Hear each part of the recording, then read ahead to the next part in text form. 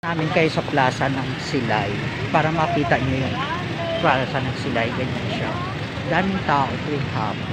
Ayan. Meron pa siya dong ano, parang nagja-jogging dun sa bali, yun ang kabuuan ng ano nila, yung pinaka-plaza nila. Ayan guys, tinutour ko lang kayo. Bali, yung doon sa gilid, yun ata yung pinaka-highway nila na, tapos mayroon pa sila, dami estudyante ay masyadong maaraw, bilang nakikita tuwing hapon ata yung ginagawa nila dito. Ganyan na, uupo sila sa park, tapos ayan, ang daming tao. Parang tuwing hapon ata ganyan talaga yung ginagawa nila. Tapos yan yung simbahan, yung ano nila. Ganyan, napakaganda ng plaza ng Silay. Ang daming puno ng ano, tapos ito yung pinaka fountain lang. Sa gabi ata maganda yun nandito. Tapos may mga bagyat sa iyo. Tapos yung mga lumang bahay banda ata dito. Tapos tignan mo.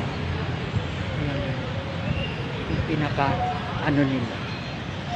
Ang dami nilang ano, maganda yung ano nila. Yan lang. Tapos nikot ko lang kayo sa plaza ng Silay. Yan sila. Parang tuwing hapon marami sila rito. Nagaganyan. Tapos may mga fast food. May mga kainan yung parang street food. Ayun yung street food na yun. Ayun. Doon sa dulo na yan may ano sila, may parang nag-i-exercise ang mga ano nila. Ayan, the whole view ng plaza ng Silay. Sayang walang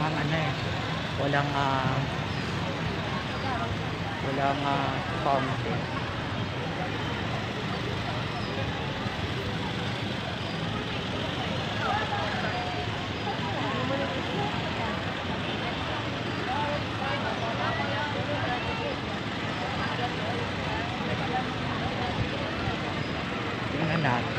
Tapos may mga nagmamarites dyan.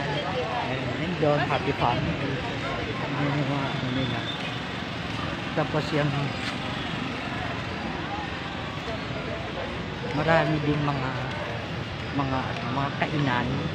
Ito yung mga kainan nila rito. Para makita nyo sa akin. Ayun yung street na yun. Na puro kainan sila. Puro mga ano lang, puro mga street food. May mga ano sila. Bali yung street na yon puro siya mga street food lahat. Yan lang.